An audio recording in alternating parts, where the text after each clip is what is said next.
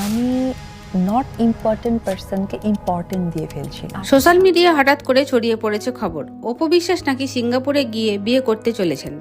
খবরটি ছড়ানো মাত্রই চারিদিকে শুরু হয়েছে আলোচনা সমালোচনা। অনেকেই বলছেন তিনি সবকিছু গোপনে করেছেন, আবার অনেকেই বলছেন এটা তার ব্যক্তিগত সিদ্ধান্তই হতে পারে। ঠিক এমন সময় অপু বিশ্বাসকে দেখা যায় একটি শুটিং লোকেশনে। সেখানে সাংবাদিকদের প্রশ্নের উত্তর তিনি বলেন, জীবনে নতুন সিদ্ধান্ত নিতেই হয়, আর সেটা আমি নেব ভেবেচিন্তে। তার এই কথার গুঞ্জন আরও বাড়তে থাকে। একদিকে গুঞ্জনের মুখোমুখি করা হলে শাকিব খান কিছুটা হাসি মুখেই বলেন, আমি থাকতে আবার বিয়ে করার কি দরকার। এসব কথা যারা ছড়ায় তারা নিজেরাই বোঝে না কি বলে।